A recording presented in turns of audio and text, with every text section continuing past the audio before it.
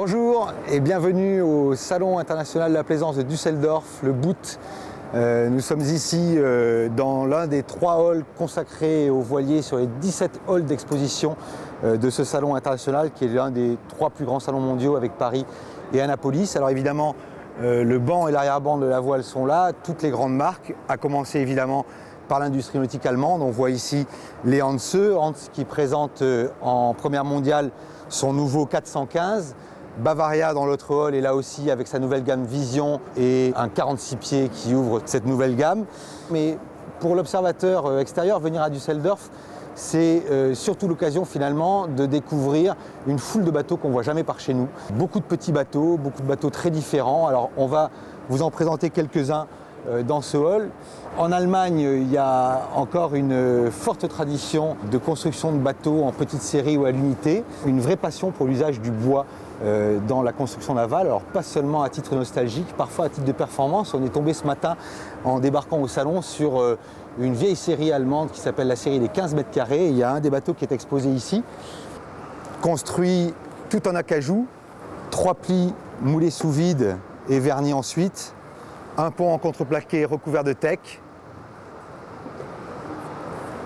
Un look très sympa, un design de la petite cabine qui est très très mignon avec ce retour arrondi et puis des réglages à faire pâlir le plus aguerri des régatiers. C'est un bateau en bois qui coûte 53 000 € sans la remorque et sans les voiles. La même version construite par le même chantier en composite, puisqu'elle existe, coûte 40 000 €. Donc évidemment la passion du bois, on comprend qu'elle a un coût. Mais voilà, c'est un bel exemple de la diversité de ces petits bateaux. On va vous en montrer toute une petite brochette. Les pays de l'Est et dans les pays du Nord, il y a énormément de lacs, de plans d'eau intérieurs, donc c'est des bateaux qui sont très adaptés à cette navigation. C'est parfois des bateaux vraiment de promenade avec en général des solutions de dériveurs intégraux comme les bateaux de chez Maxus, pas mal de petits bateaux polonais.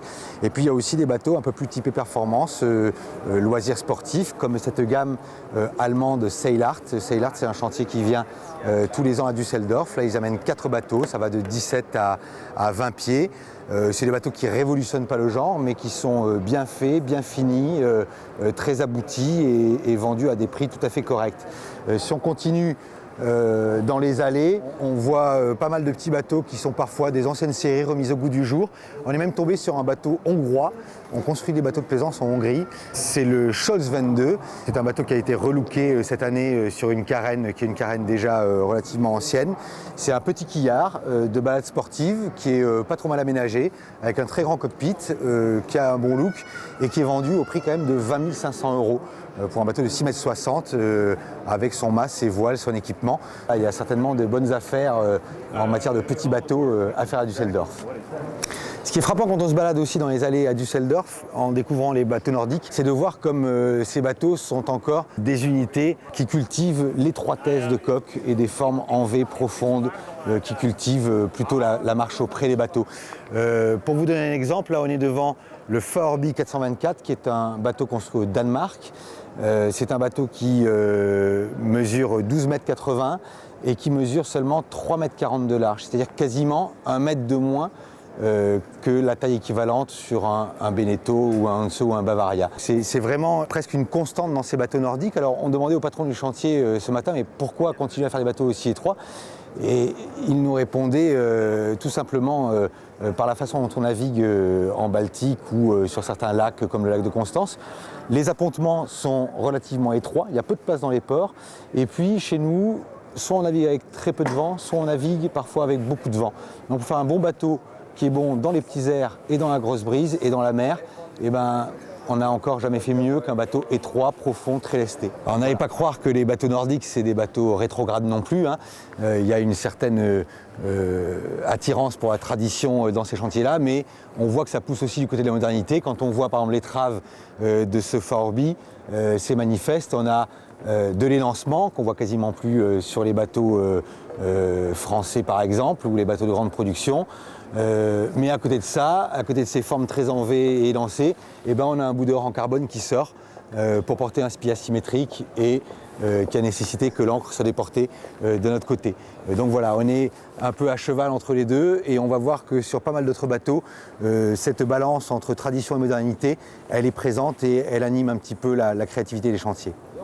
On est tombé, on s'est arrêté devant le chantier anglais Rustler qui expose ici 2 bateaux et c'est assez intéressant de voir l'évolution entre les deux. Ça c'est le Rustler 24, on l'avait découvert au Grand Pavois de La Rochelle il y a 2 ans. C'est un bateau à quille longue qui est vraiment ultra classique. Le chantier arrive avec ici une nouveauté qui est le Rustler 33, un plus grand bateau qui est un weekender, qui est du même architecte, Stephen Jones, avec toujours un traitement, on va dire, néoclassique, mais néoclassique version anglaise ou version pays nordique, c'est-à-dire assez éloigné finalement de ce qu'on connaît chez nous, avec les Tofino, les Code Zero, les Alfena, qui jouent beaucoup moins la sobriété que ces bateaux-là. Le Rustler 33, donc, un weekender avec cette étroitesse dont on parlait tout à l'heure, un cockpit très protégé de hautes îloires, étroit, c'est pas les bons hommes qui font du lest, c'est la quille qui s'en occupe. Et puis, à l'intérieur, ce qu'il faut, on va dire le strict minimum pour passer un week-end pour un couple, confortablement, un mini carré, un beau lit à l'avant. Alors on voit bien que le traitement, c'est un traitement qui ne cherche pas le design, ça donne une espèce d'ambiance vieille marine, mais qui quand même se modernise petit à petit. Alors évidemment, à Düsseldorf, il ne faut pas oublier les chantiers français qui viennent en force.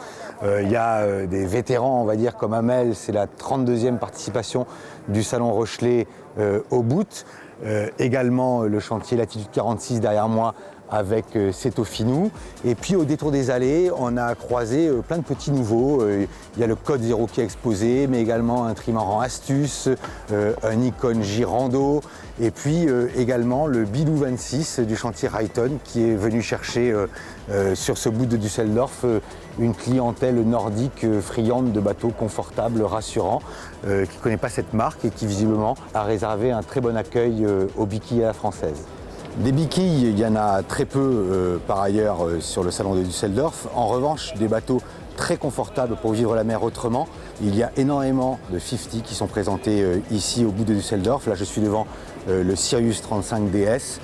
À côté de moi, le Edge, il y a également la marque Haber, toute une foule de marques que l'on ne connaît pas en France et qui traitent avec beaucoup de sérieux le 50, le Motor Sailor. Voilà. Le boot 2012, c'était plus de 20 lancements de nouveaux bateaux qu'on n'avait jamais vus.